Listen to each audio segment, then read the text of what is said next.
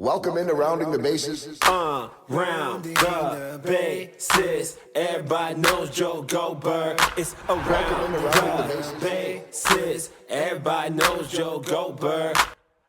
Welcome back to another episode of Rounding the Bases, presented by Community America Credit Union. I am still Joel Goldberg. I don't think that's changed at all, but the only thing that's really changed in terms of Rounding the Bases is a new guest, really interesting one too, and I can't wait to bring you that in just a moment. A shout out to my good friends at Chief of Staff Kansas City. Doesn't matter whether you're in Kansas City, if you're somewhere out east, if you're, say, in the Pacific Northwest, like my guest, if you are in search of a job, if you're looking to hire someone, if you're looking for a great resource, just check them out. You can tell them I sent you too. I don't get anything from that, but we do a lot of collaboration together. Chief of Staff KC.com, Chief of Staff Kansas City, making connections that matter. My connection today came in a roundabout way. It came from a previous and recent guest who came from Andre Davis, who has been on the show many times, a good friend of mine here locally. The previous guest was Jeff Udick, and you can check out his recent episode. He said, I got a guy for you to meet that I want to vouch for. And when I met that guy, he said, I don't know who Jeff is. I don't even know who this person is. I digress. They're very good friends. And so we feel like within the first few moments that maybe we could take shots at Jeff. Anyway, this is where if I had a producer, which I do on TV, the producer would say, can you read the intro for goodness sakes? So anyway, I always say that above all else, I'm a storyteller. That is true. And today on Round of the Bases, I'm joined by a kindred spirit who connects ideas with insights to deliver the ultimate in meaningful influence. His name is Dan James, founder of Story 19 Consulting and history-making ambassador for greatness. By seeing opportunities where others do not, he coaches success-driven individuals to exceptional results and leverages challenges to affect performance, inspire innovation, and maximize impact in more ways than one. I've had a lot of coaches on the show, and they all have different stories and purpose, but I think that Dan might have one of the more unique ones with his background. So I am excited right now to bring in Dan James, not to be confused. He's in Seattle with Don James, the former longtime University of Washington great coach, although an athlete himself. Dan, how are you? I'm doing great, and I should be so fortunate to have the pedigree that Don James had and the influence he had here in the Pacific Northwest. I thought you were going to say the influence that your buddy Jeff has. Who? Who? Sorry? I felt like we needed to do that right in the first couple of moments, because if for some reason he were listening, I fully expect you, Jeff, to listen to the whole episode. But if you only decided to cheat and listen to the first three, we got our pot shot in. Yeah, and we were talking off air a little bit about how I tend to say nice things about Jeff. Yeah, here's your opportunity. And unfortunately, they're true. And so I need to deal with that. So today, when he's not here to defend himself, Perfect. There will be random shots at my good friend Jeff Udick.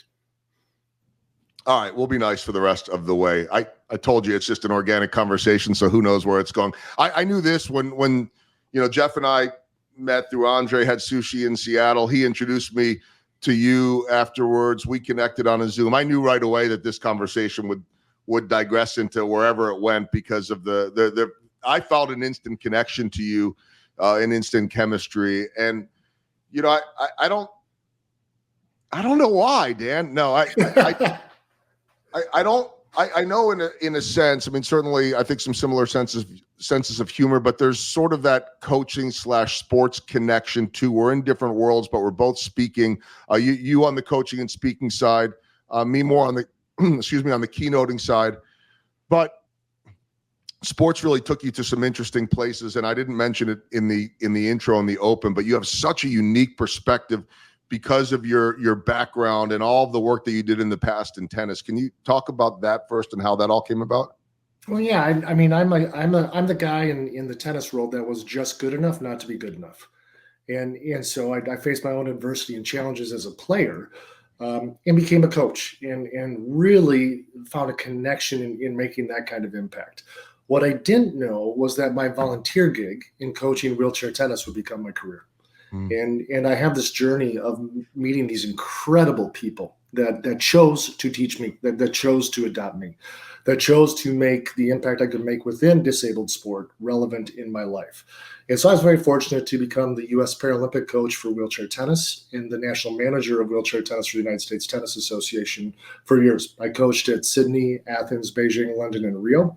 And more important, got to do development work throughout the world, in the continent of Africa, South America, and to be exposed to that kind of impact and taking the relevance of coaching beyond results to literally outcomes in life really changed me and really guided the path that I would take even in my second career.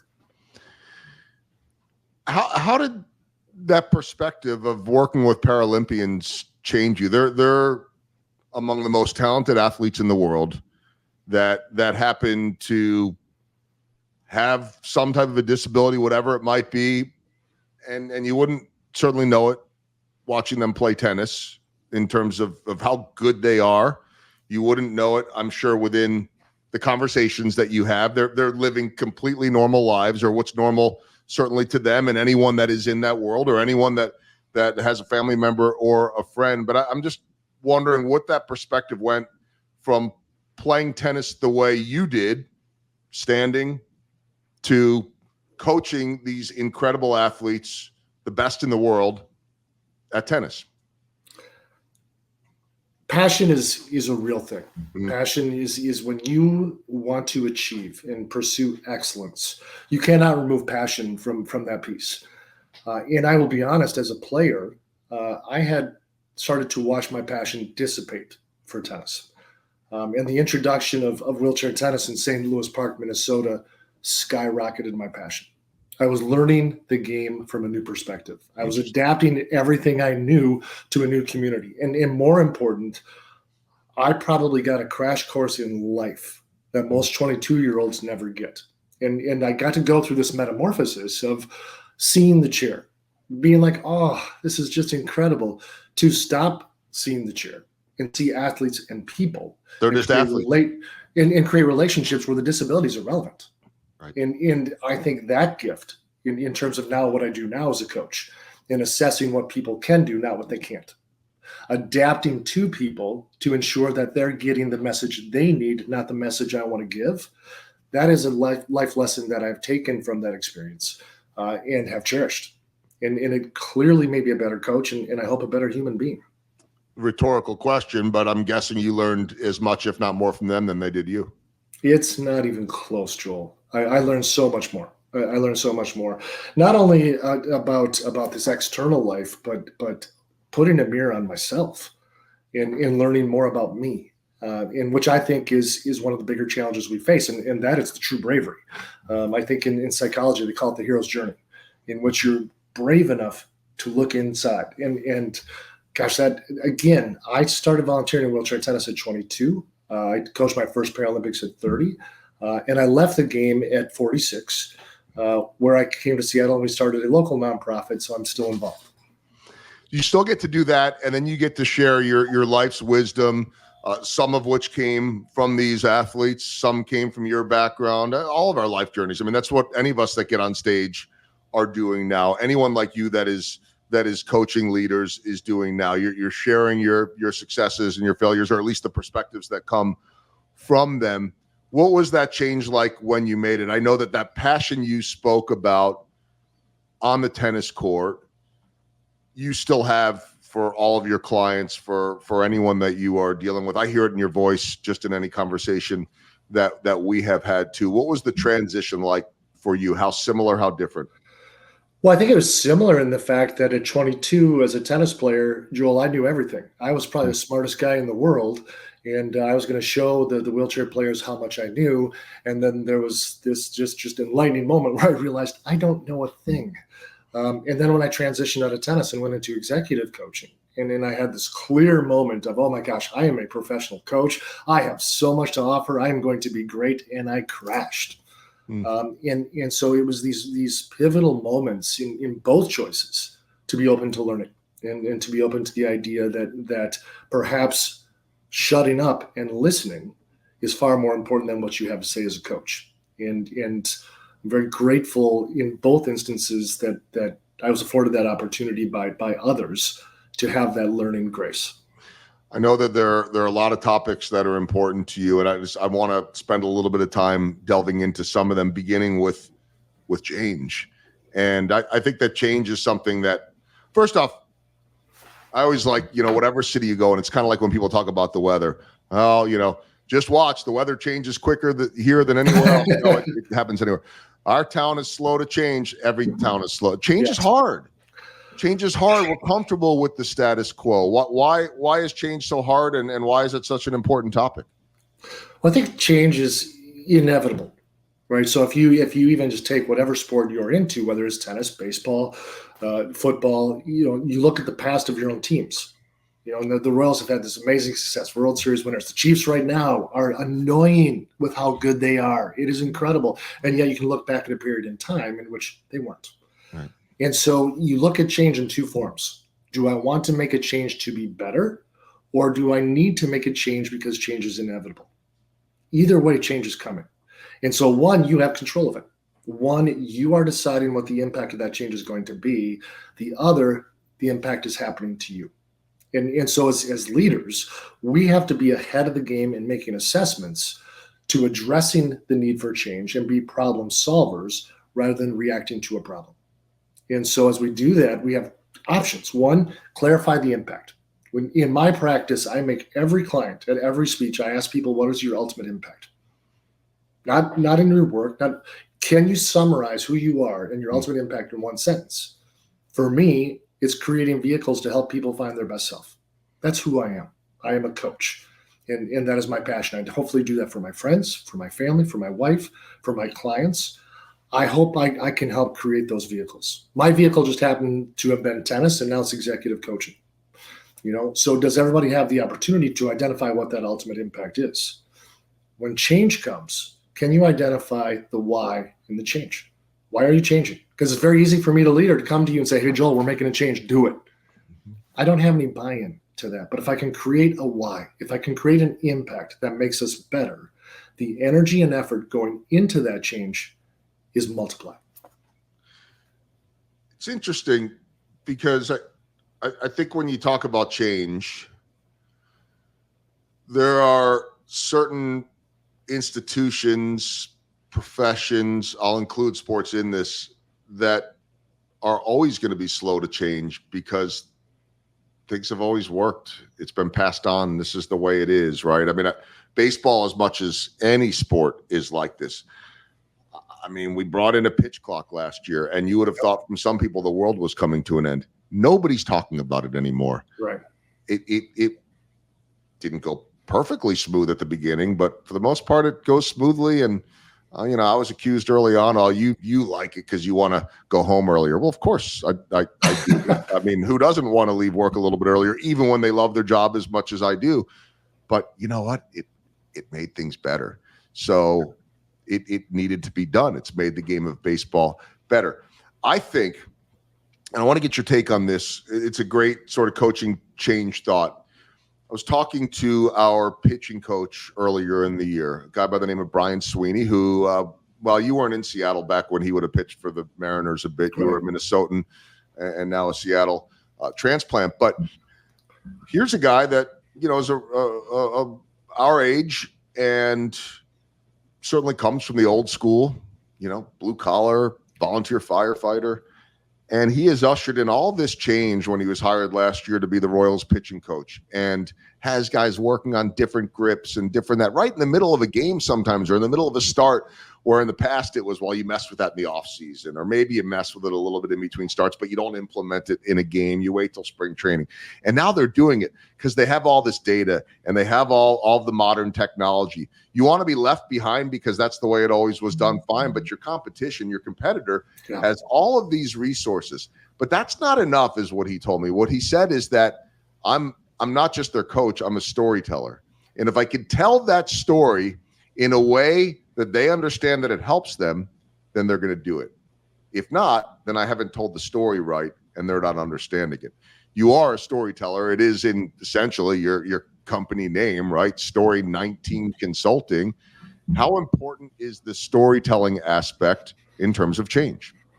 Well, I think as it relates to change, the story is the vehicle we talked about earlier, right? So as a speaker, whether I'm a leader implementing change, a coach implementing change, or a salesperson trying to get business, my number one job is to connect, right? And you talk about making connections, and I think you do a great job of that with this podcast and the people you meet. You're very intentional with your connecting to the human being first, and creating a value, right? And so, right, I'm selling a new grip on a sweeper, right? So that's what Brian's doing. What you're actually selling is making you a better pitcher. That's right. And making your career longer. That's what you're selling. You're not selling the new grip on the sweeper, right? And so if I can create a story where I can create an image of 10 years later, you're still in the league, that's pretty valuable. And I'm going to buy into that versus the teller, right? Not the story, the teller. Hey, pitcher number one, you need to change your grip. And that's the discussion. That's the moment. Back when we were kids, that's how it was. And it's just not that way anymore, whether it is with the Kansas City Royals, the Minnesota Twins, the Seattle Mariners, or at the Fortune 20 company that's my biggest client. It doesn't work that anymore. We have to connect, create a value, and tell the buy-in story. I tell audiences all the time that when I was growing up, if it's a young audience, back when I was growing up, we didn't know any other way. No. This is how you do it. Suck it up, shut up, and go do it. And oh, by the way, we're not taking days off. We're not. Well, I need a mental day, and hang with me here. This is not a knock on any of that, but we didn't know any other way. We weren't given a choice. And so when I hear someone more of our age that says, "Oh, this younger generation is blah blah blah," fill in the blank, it's like, well, wait a minute. Maybe we would have been better if we were that way. Now, what I will say is that I still personally have that mentality of suck it up, because it's going to be a little bit hard for me to tear down what I've only ever known.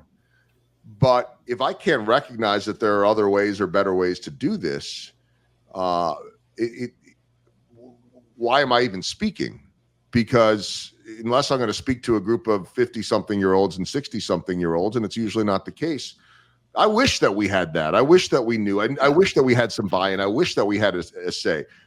I wish. I was talking to a friend the other day who's my age, and he says, "Yeah, I'm working with all these young people, and this one guy he leaves a couple days a week and says, yep, got to go home and relieve the babysitter, and I'm just sitting here till 5, and I'm like, good for him, absolutely." And he's going to stay there till 5. But you know what? If you had something to do and you were putting in your work, you could do it too. We just didn't have that right now. Isn't it possible that all of this change makes the world a better place? I think the short answer is yes. The short answer is yes. And one of the things that we're talking about, especially as Gen X leaders, baby boomer leaders, whatever it is, do we have the capacity for evolution? And I use evolution instead of change very intentionally, because I'm not going to change you. I'm not going to come to Joel Goldberg as an executive coach and change you. But can I help you evolve into a leader that is relevant, present, and connectable today? So that whatever the messaging is, even if it's coming from a place of, I said jump, you should answer how high, I can then say, I'd like you to jump, because if you jump, you're going to reach the things you can't reach. And that will make you better. I'm going to get the same result, right? But more energy towards it. And when we look at the work week, and let's just say we work 40 hours, insert laughing now, because nobody works 40 hours. But if it's 40 hours and 40 work units, by telling, I'm only going to get 20 units of production in those 40 hours, because no one is engaged. No one cares. But if I get buy-in and I connect to my team, I'm going to get 60 units in those 40 hours. And so this evolution of buy-in and this idea of effort, which, by the way, when we measure effort, it's not time. It's time multiplied by energy. And that's what we're putting in. If we can get that time multiplied by energy, that equals effort. We're going to get more out of the same amount of time. And now we're talking about scaling, whether it is the commitment to get into the batting cage or working late as the proposal is due for my number one client. I'm going to give that to you because I am bought in. Yeah, and that's what I'm seeing this year with the Kansas City Royals. this buy-in. It's year number 2 of a new manager, and there's this rhythm and this way of going about things that really looks like nothing from the old school. The way they go about their work, how absolutely structured it is, but giving the players the freedom to pick and choose, and they want the buy-in. That's it. And that generation, they want the why. Yeah. So give it to them. And look, if there's not a why there, why are we doing this anyway? Right? I mean, it actually is common sense. And so I think that evolution, using the word evolution, has been fascinating to watch in every profession, and especially post-pandemic. Well, and again, we use the corporate words like pivot, nimble, whatever insert cultural word you want to insert, but there is absolute truth to having momentum and changing direction. And one of the things that wheelchair tennis taught me that I use as an analogy, and I will for the rest of my life. And we always said the first push in wheelchair tennis to get that chair moving in the midst of a point in tennis is so hard. We used to joke about I had a slow first step. That is nothing compared to the slowness of a first push. And so you have to keep the chair moving throughout the point. Okay, that's super great. Better to move in the wrong direction than to not move at all. And so when we talk about momentum of evolution, whatever's, do the wrong thing. Oh my gosh, fail with grace and beauty. Do it big, do it amazing, right? But the momentum allows you to pivot, to be nimble, to find the right direction together. The other topic among many that I wanted to talk about, and you've already mentioned the word teams, and you talk so much about teams. I love that because who is not part of a team? And you don't even have to be working to be a part of a team.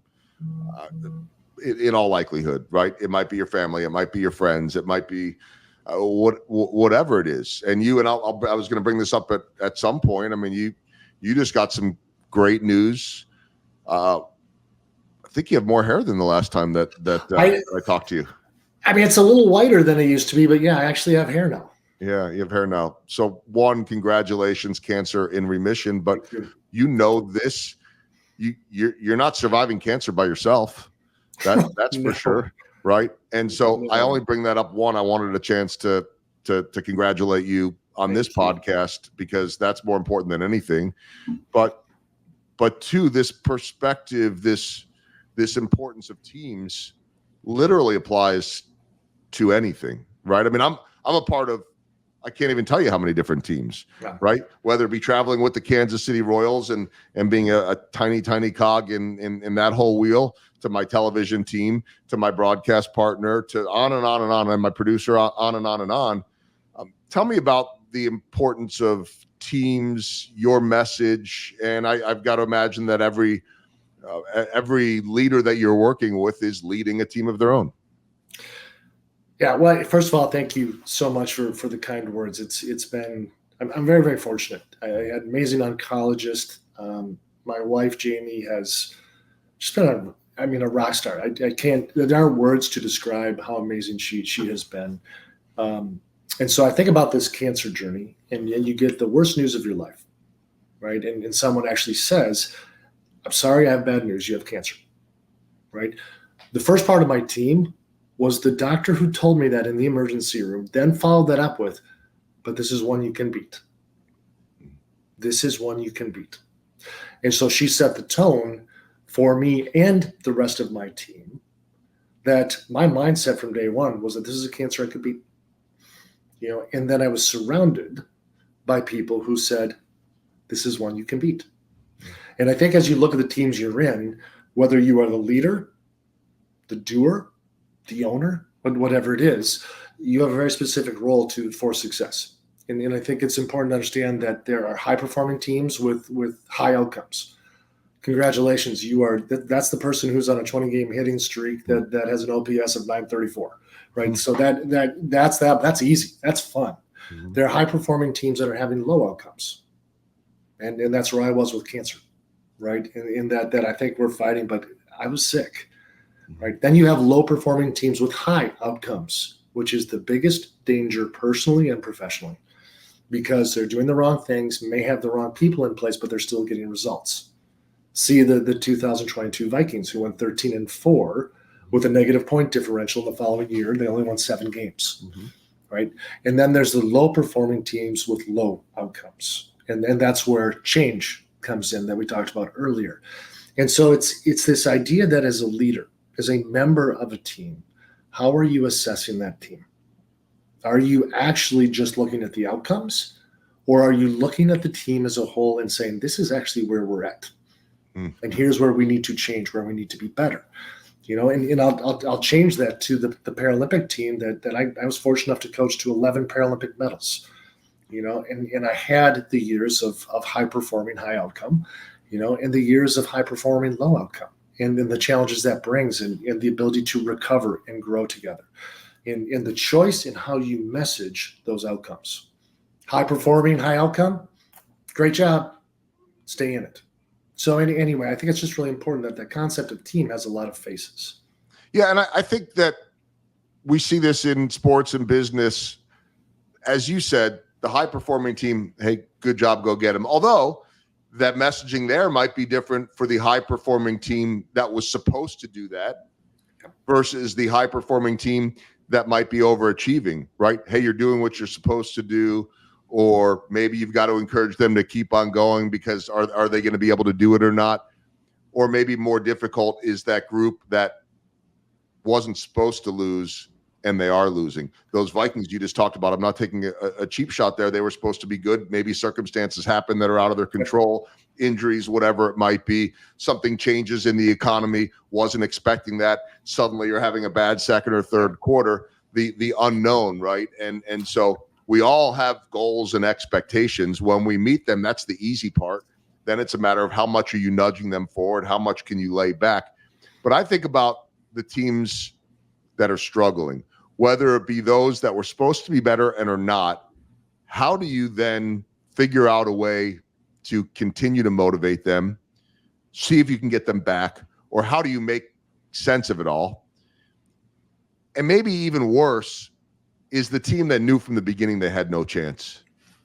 You know, in the work world, I'm just here to pay the bills.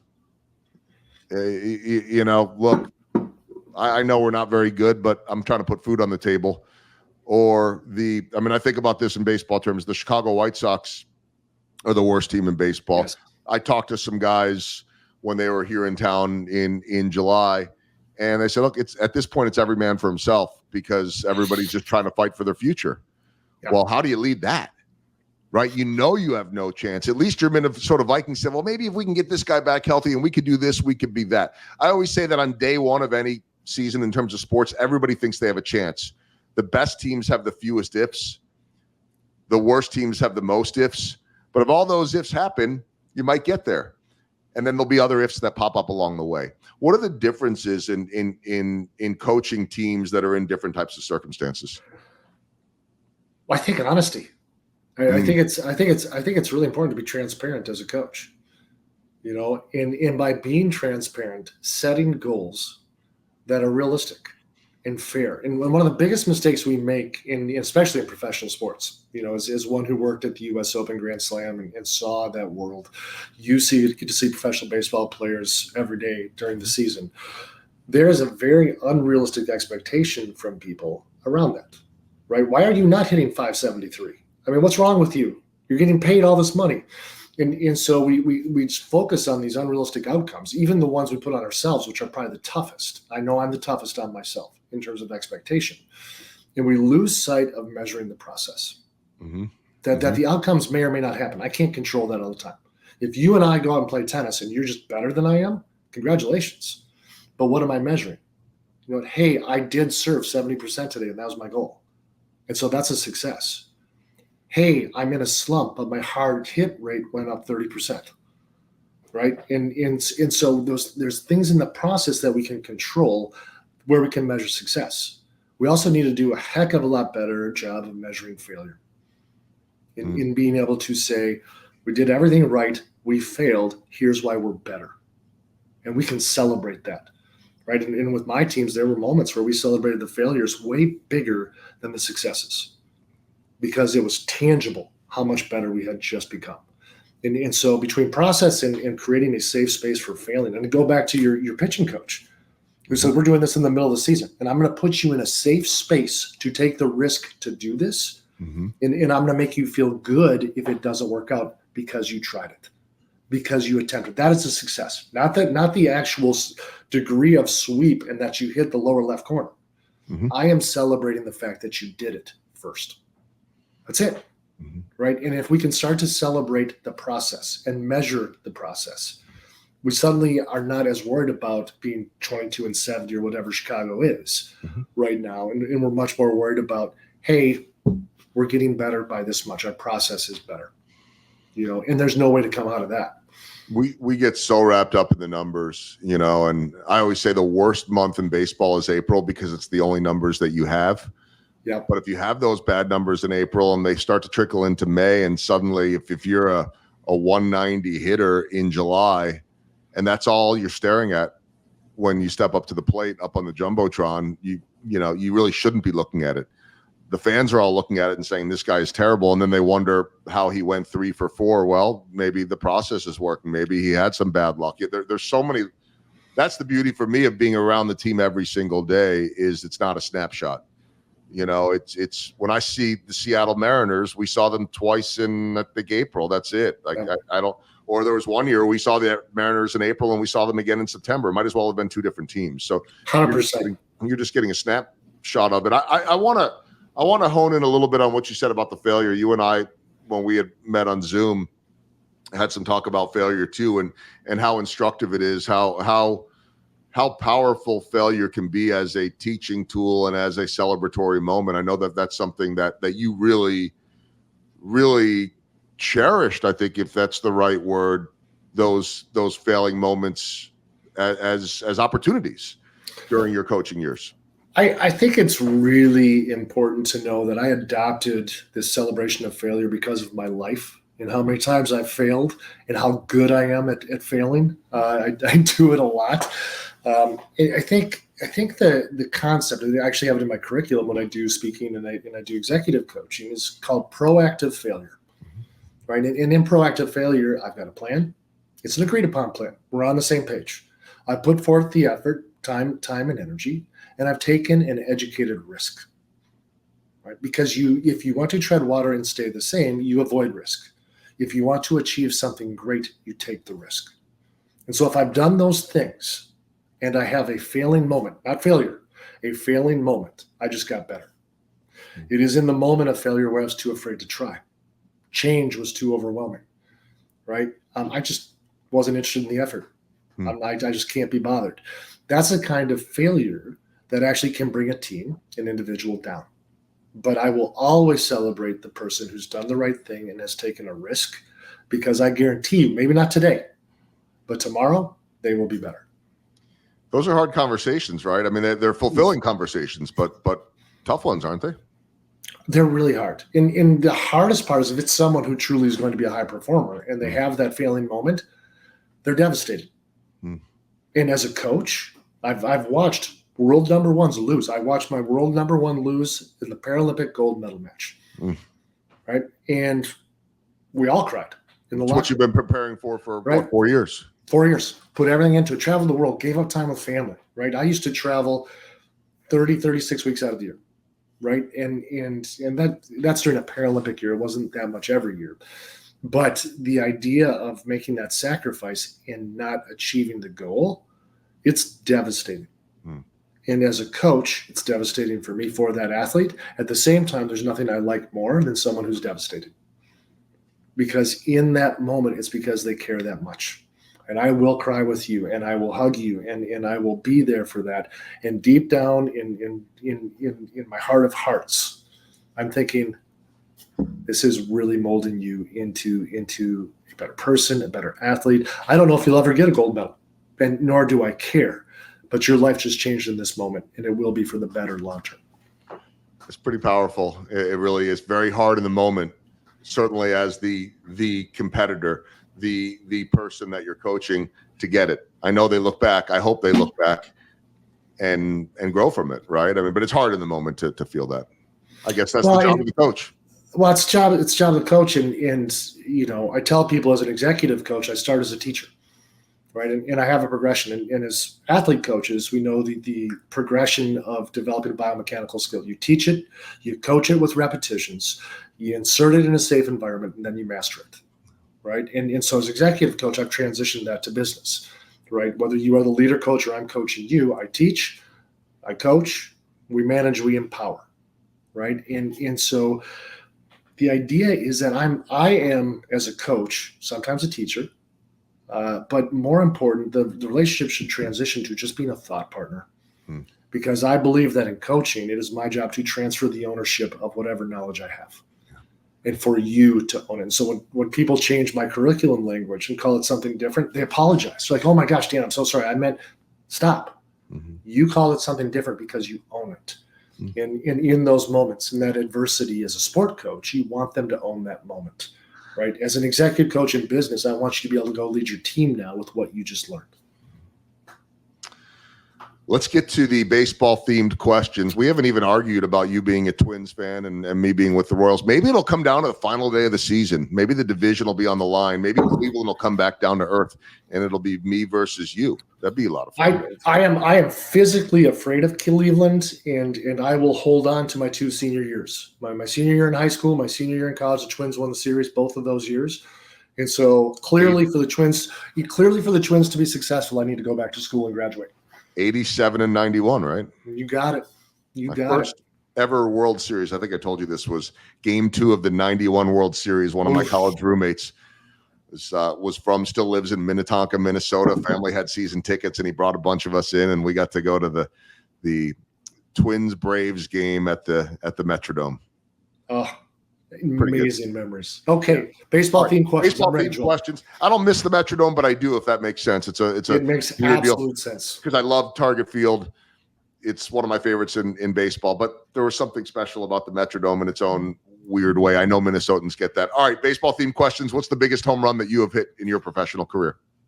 It's funny. I thought about this and I thought, okay, what is that big success? And it really wasn't about winning a Paralympic medal. It wasn't about creating the program or the business plan.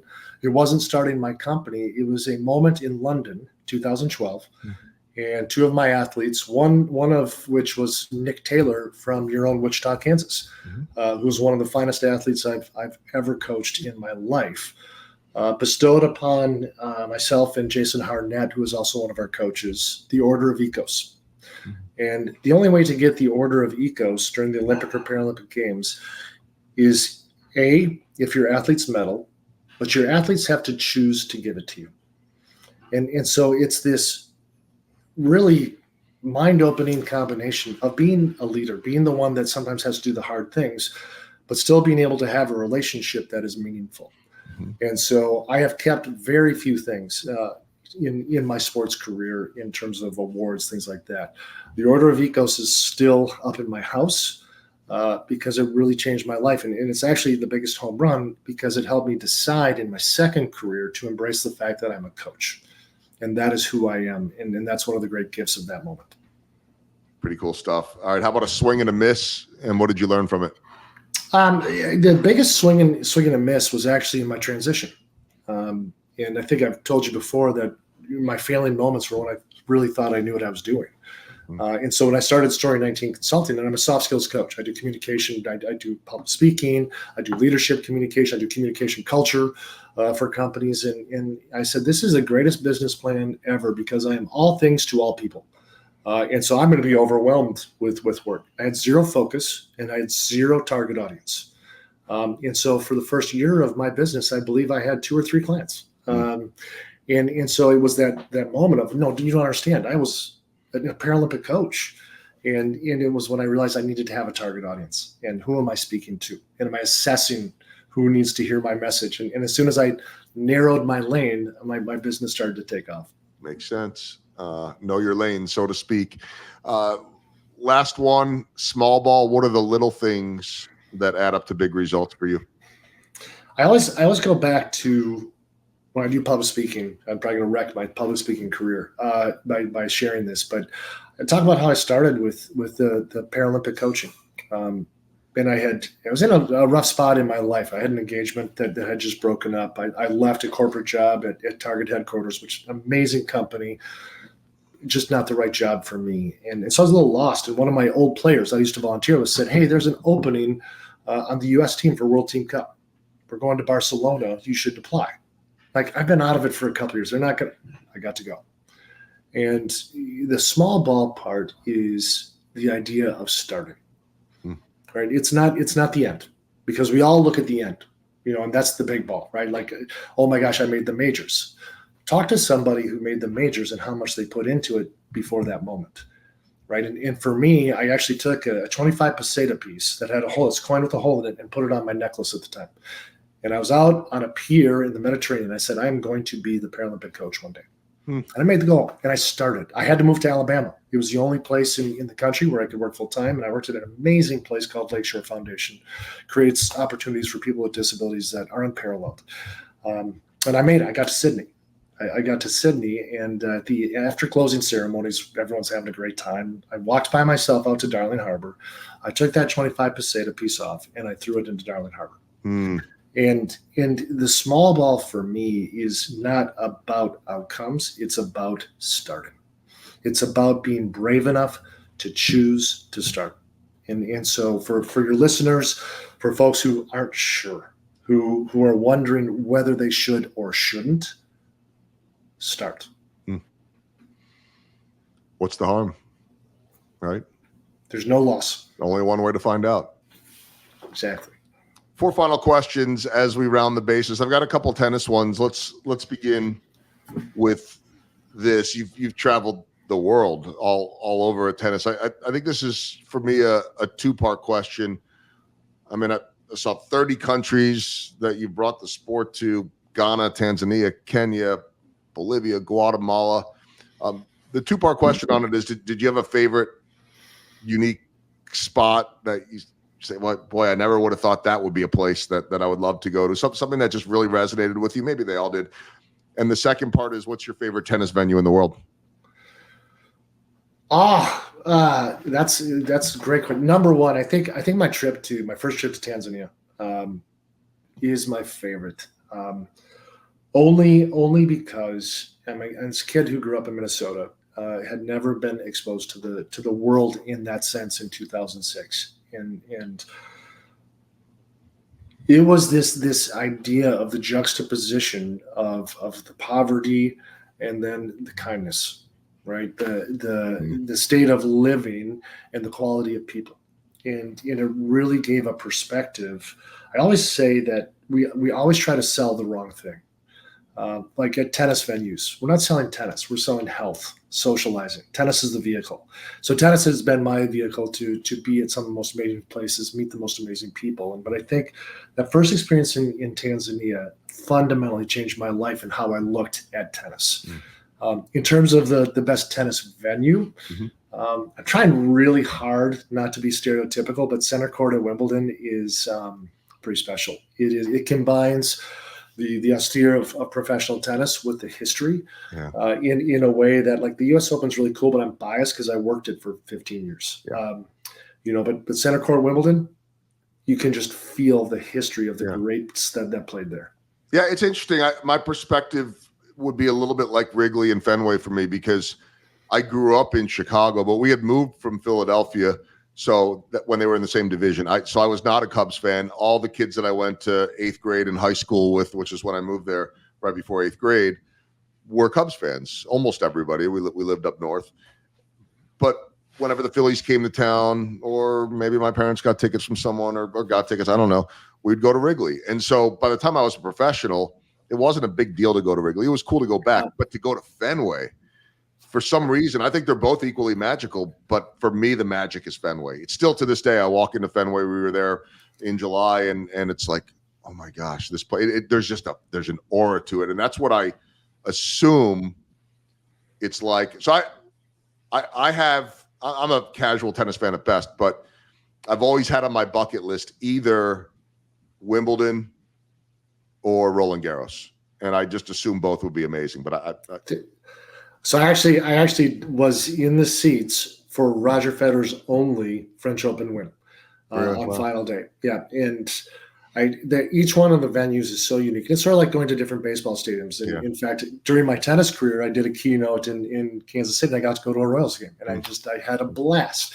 And so you're just open to having this different cultural experience with each location, and the venue has its own personality. And I fundamentally enjoy it. My only experience with tennis at a professional level is that somewhat early, in my later 20s, I would guess, working in St. Louis, I used to get to announce maybe 4 or 5 events a summer for the World Team Tennis. World Team Tennis, yeah, Billie Jean King's initiative. Great stuff. And right there, smack dab in the middle of Forest Park in St. Louis, one of the most beautiful parks in the country.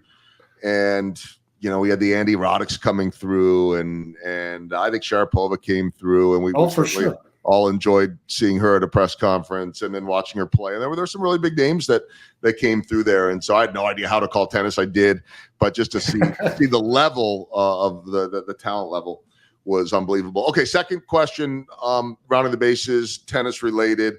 I know you're going to be humble, but I'll ask you both ends of this. Who is the biggest name that you ever beat, and who is the biggest name that you ever lost to?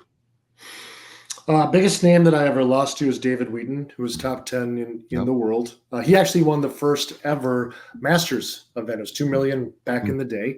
And we played him in doubles, and it was close. It was 6-3, 6-3. But I hit him.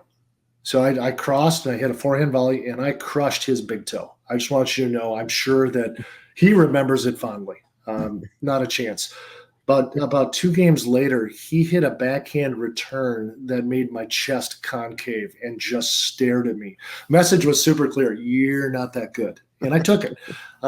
Biggest win is I don't have any wins over big name players. I have some wins over guys with ATP points, but I really was just a guy who I could have gone over to Europe and played some team tennis and done that, but I just wasn't quite good enough. What was it like?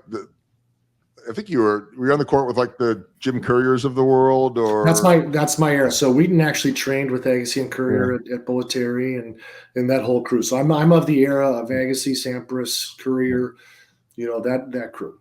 I mean, what's the difference level? I think this is like, facing Aaron Judge or fill in the blank versus just facing a guy that, was among the best in the world, but not at that level, right? It's like, hey, if you are the 26th man on a baseball roster, or you're playing AAA baseball, you're better than almost anybody in the world. But there's a big difference to Aaron Judge. What's it like stepping on the court or being in the presence of guys like that? I think you look at AAA. I look at number 200 in the world in tennis. Mm-hmm. They're incredible athletes. Mm-hmm. I mean, good. The question is, who can do it more often, right? So in serving, I could serve in the era. People were serving the 120s. I could serve in the 120s. My 120-mile-an-hour serve went right to the hitting zone of my opponent. Mm. Pete Sampras hit aces, right, and he did it every time. Yeah. And so the difference is in the ability to create that greatness repeatedly rather than occasionally. It's also a mindset, right? And when you get against the greats, and their mindset is not only can I do this, I'm going to do this, and I should do this, right? And so the question of if doesn't enter their mind, right? And so you see a lot of super talented people that go up to the plate and say, maybe, versus the greats who say, I'm going to hit this out of the stadium because that's what I do. Yeah, the Aaron Judges, the Albert Pujols, the Barry 100%. Bonds, the on 100%. The Michael Jordans, Our third question as we round the bases, we'll go to your Minnesota roots here. I understand that Ahmad Rashad had a lifelong impact on you. So this is it's very sad, Joel, that my athletic career peaked at 9 years old, but it did. I did do punt, pass, and kick when I first moved to Northfield, Minnesota, and I won a couple rounds. I got to a Vikings practice. That's where they were holding the event, and it actually was at the old Mets Stadium that now hosts the Mall of America. That location now hosts Mall of America.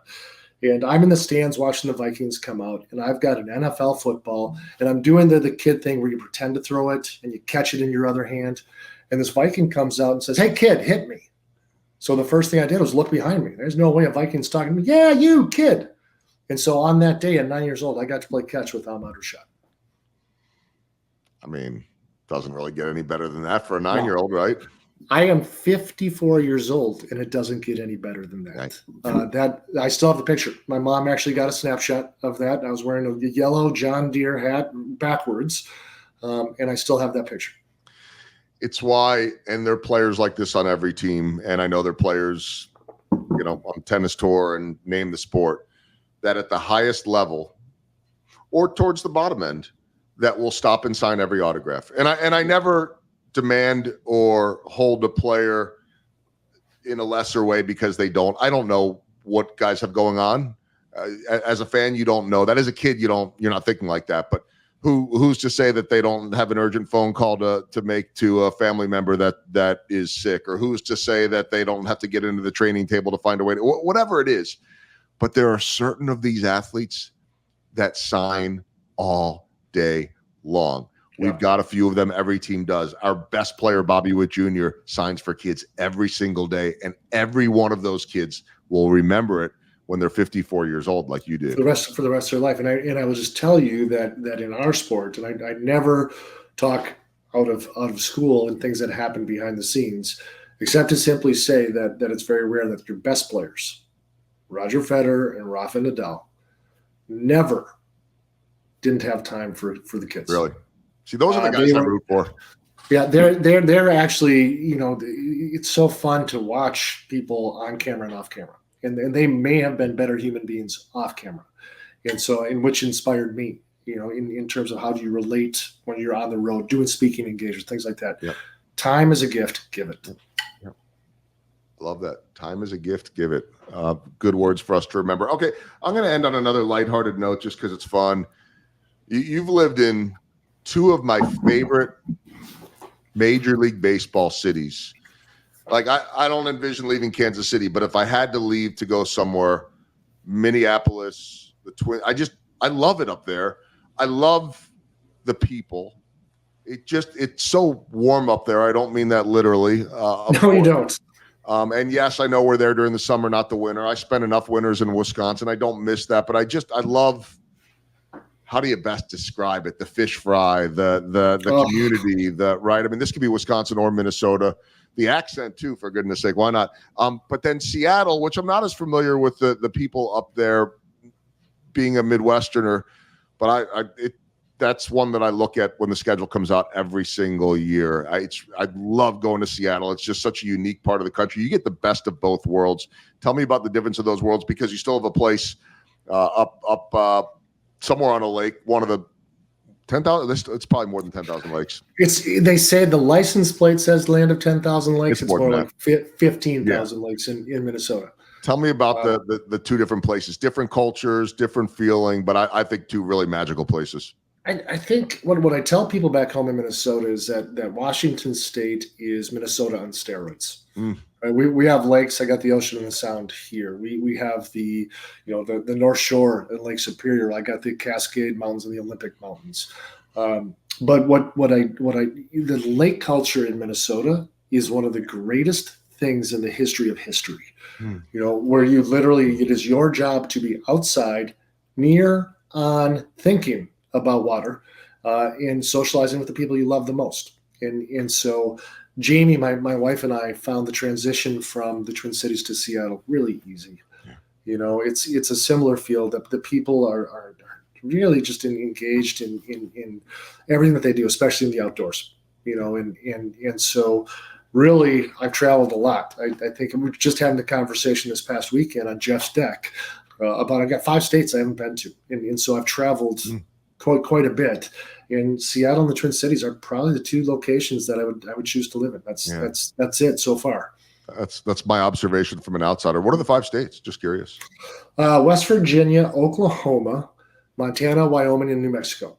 And so if anybody is looking for an executive coach in those states, I'd like to take some boxes, so I'm open. Yeah. Here's your guy. You can check off those boxes. I've been to all of those but Montana. I've got my other list of states that I have not been to. But if you are in one of those states or any other state or wherever it might be, and you are looking for a speaker, check out the website. It'll be in our show notes as well. mystory19.com. mystory19.com. It's Story 19 Consulting.